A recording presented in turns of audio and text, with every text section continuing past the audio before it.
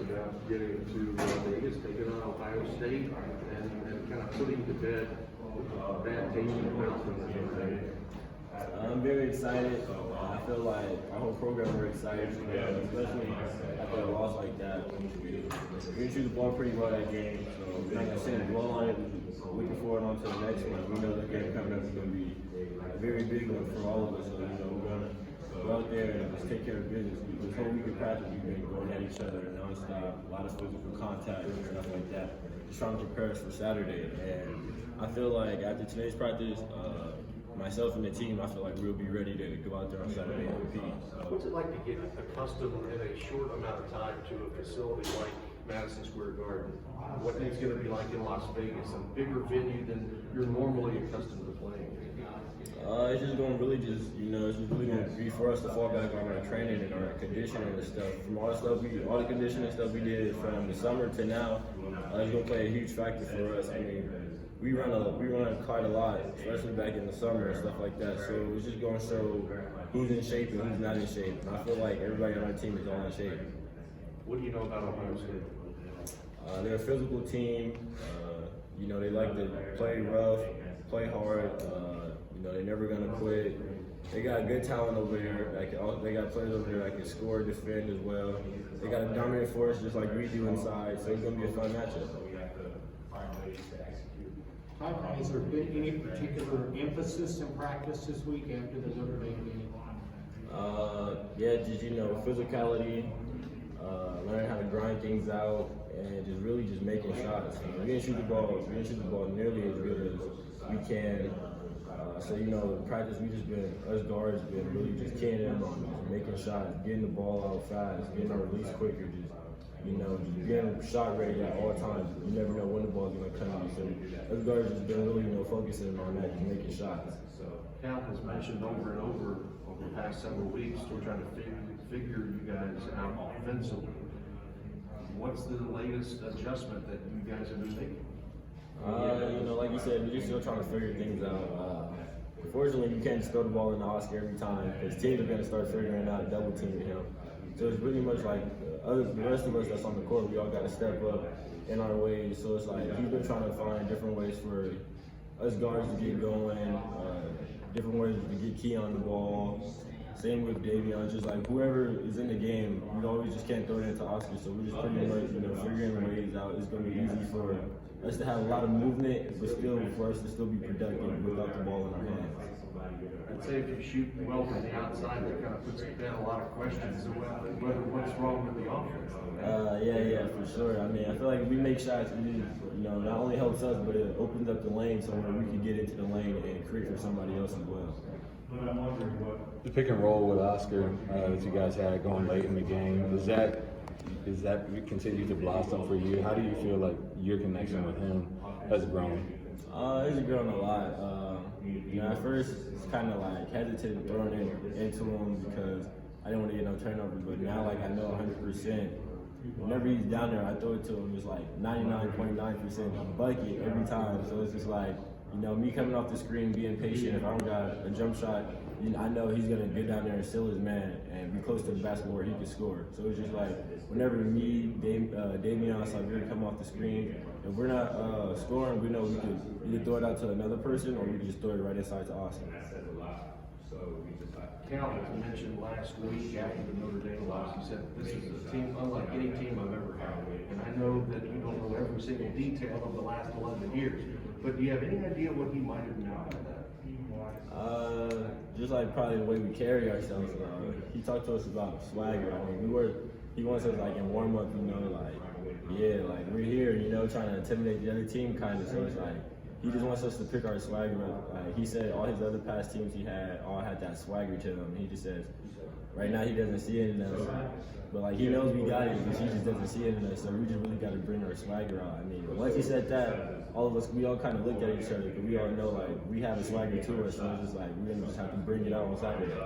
Why do you think that aspect of your attitude, not you, but the whole team, it's kind of hidden and not exuded to kind of, fake it till you make it, at least get it going?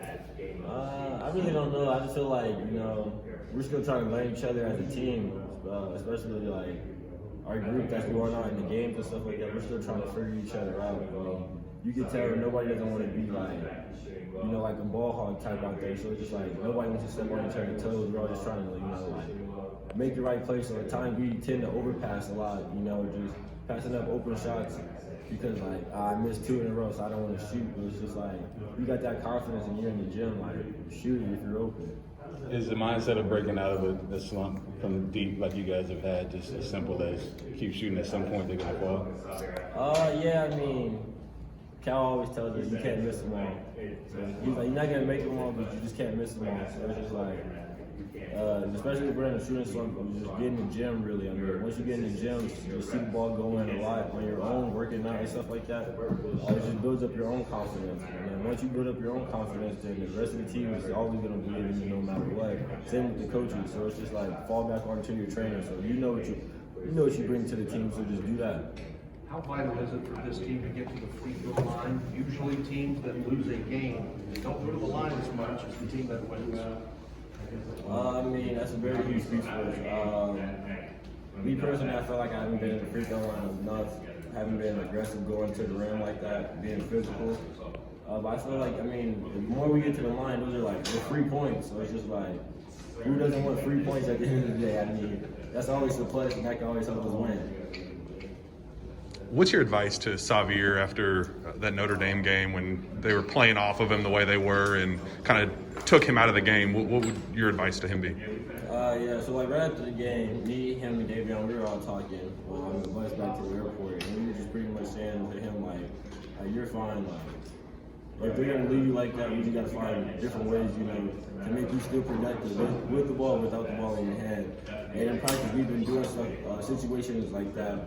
And we all know like what Xavier can do for us. And Xavier, he can actually shoot the little elbow jumpers. Just unfortunately, it just wasn't going in. So I mean, I told him, I was like, today wasn't your day. I mean, you're gonna get back in the gym and we need to keep working at it, keep shooting. And this week in practice, we've been doing like a lot of situations where like his man is off of him, and like what we're gonna do when that happens, when team plays us like that. And I feel like the stuff we've been doing to prepare for that, we're gonna be fine. How much did you being the person for your shot maybe help Xavier a little bit too? Yeah, I feel like with me being more aggressive, it helps Xavier because like if I were getting more aggressive, then I feel like once I started driving, we didn't have no choice but to help. And once I kick it out to him, I'm very confident that I know he'll knock it down. These past few days of practice, he's been, you know, getting his shot up ready. He's been shot ready. His shot's been looking real smooth. So I have real high confidence in him. How do you balance that aggressiveness? You've been so efficient all year, not needing a bunch of shots to score, but maybe this team needs you to shoot a little. I mean, I just take what's there. I mean, if I'm open, I'm shoot it. If I'm not, I'm just gonna pass it. You know, I feel like if I be more aggressive, it's just gonna open up everything for everybody else. I feel like the more I get to like getting downhill, it's gonna be easier for me to find Oscar, find Keon in the short corner, same with Kellen on the long ball, and then I just know if I'm driving and they collapse and I kick it to Xavier, I don't think nobody's in the country is as fast as Xavier. So once I drive, kick it to him, he can make another drive right around his man. Notre Dame, they obviously gave Xavier the shot. Go ahead, shoot. How does that play on a player's mind? The other team is not even going to guard you.